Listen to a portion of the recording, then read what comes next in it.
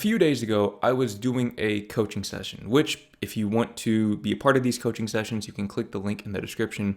But I was doing a coaching session, group coaching session, and two of my clients had a very similar problem to one another. And this is a problem that if you clicked on this video, you probably have as well, which is that they had reached a point in their lives where they realized that college was not for them. College was not serving them on the path that they wanted to pursue. And they knew this coming into the coaching session, and that really wasn't even their dilemma. The issue wasn't about whether or not to drop out of college. The issue was about how to present this decision to their parents. Because I could tell, and I'm not going to put anybody's specific business out there, but I can tell in both of them that, in a sense, they were coming to me for confirmation of their decisions. Because they knew that that was a decision that I had to make, a very difficult decision. Well, it wasn't really that difficult for me, but it's difficult for most people. It's a very difficult decision that I had to make on my journey as well.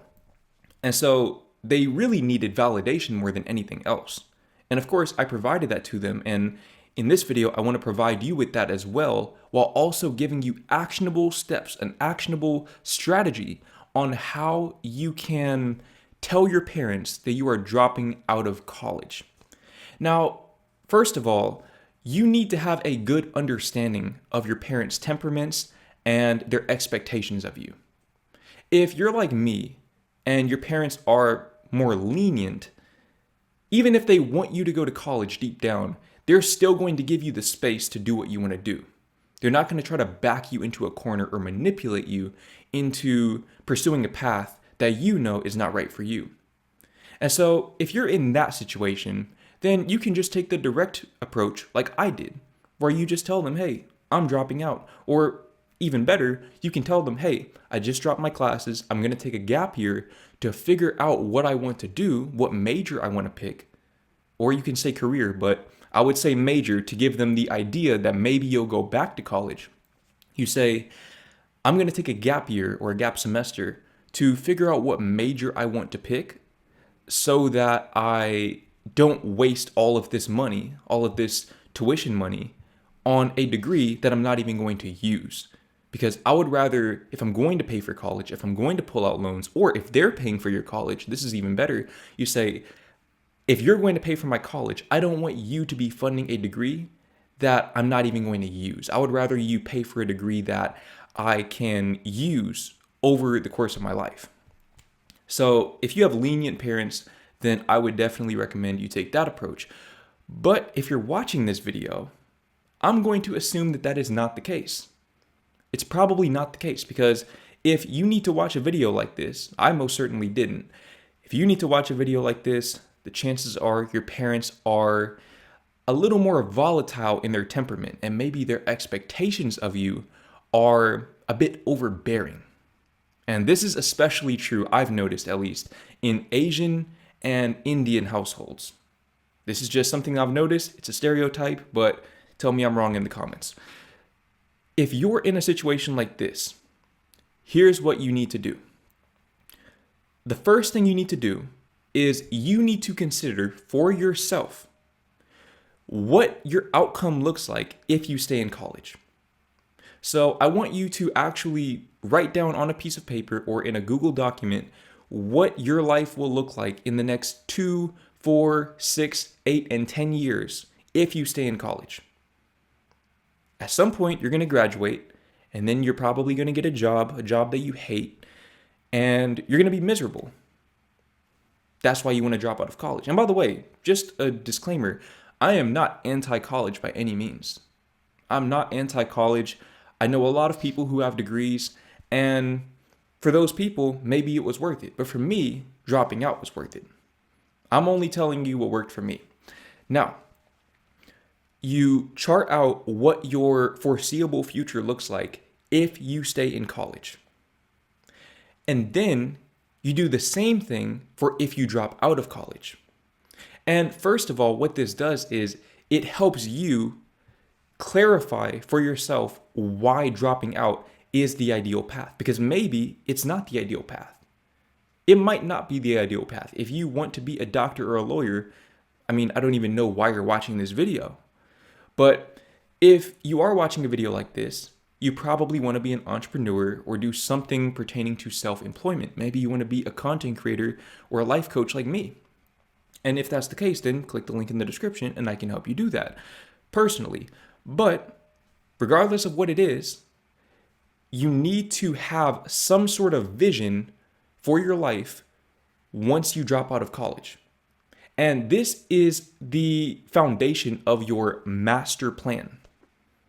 Your master plan. But it's not just about strategizing, it's also about considering the emotional state. What will your emotional well-being be like in the next 5 to 10 years if you stay in college versus if you drop out of college? And again, this serves as a very good frame for making that decision in the first place. So once you've established this, once you've established those two visions for yourself, including the emotional well-being associated with them, the next thing you need to do is you need to ask yourself this question. And I know it's going to sound ridiculous, but you need to ask yourself this question with complete honesty. Do my parents love me? Really take the time to consider this. Do my parents love me? If they don't love you, then truthfully, you don't even owe them an explanation. They don't love you, therefore, they don't have your best interest at mind or at heart. So you should just make this decision without their consent, without their approval. Because why would you take into account the opinion of somebody who doesn't even love you and want you to be happy? Doesn't make sense, right? So if that's the case, then you can click off of this video because you have your answer right there. You just don't even tell them. They don't deserve an explanation. Now, if your parents do love you, which I hope for your sake that they do love you, then what you need to do is you need to take these two outcomes that you've established, including the emotional well-being state, and you need to completely forget about college. Forget about dropping out of college, staying in college. Forget about those two scenarios and focus only on the outcomes. And what I want you to do is I want you to present those two outcomes to your parents. Again, we're not talking about college here. We're not even bringing up dropping out of college yet. You're going to present these two outcomes to them. And again, you should write these down, put them on a Google Doc, it doesn't matter. Just get it in writing somehow. Excuse me. And from there, you are going to ask them which outcome they would rather have for you. Which outcome would they prefer you have in your life? And again, if they love you, the answer is going to be exceedingly obvious. They're going to pick the outcome that involves you having the emotional state most resembling happiness and joy and fulfillment. And if they don't, then again, go back to that initial question. Do they love you? Do they really love you? And right there, once they pick the outcome that involves you being happy, fulfilled, and doing something meaningful with your life, that's when you drop the bomb on them and you say, I agree, this is a more favorable outcome. And that's why I've decided to drop out of college. Because if I drop out of college, this is the outcome I'm going to have. And if I stay in college, that's the outcome I'm going to have. You give them the outcome first. So you're selling them on the vision and you're leveraging the fact that they love you and want the best for you. And then you reverse engineer that by explaining that this decision is going to get you to that point. You dropping out of college is going to facilitate your overall happiness in life. Now, depending on the, again, temperament and expectations of your parents, this might not be enough yet, which is why I would advise you before you have this conversation, if you believe that still might not be enough to convince them, I would advise you to get your money right first. I would advise you to start saving up some money so that if they don't really see things your way, if they try to then manipulate you into changing your mind, then you can simply leave. You can leave, you can room up with somebody, go stay with a friend, pay a little bit of rent, so on and so forth. But the point is, you need to be prepared for all outcomes, all potential scenarios, because some parents are extremely manipulative. Some parents give their children ultimatums where they say, hey, if you want to live in this house, you have to go to college. And first of all, if you're a parent watching this, and I want you to look me in the eyes as I tell you this, you are a bad parent. If you're doing that to your children, you're a bad parent. And I would tell you that to your face as well. You're a bad parent. That's bad parenting.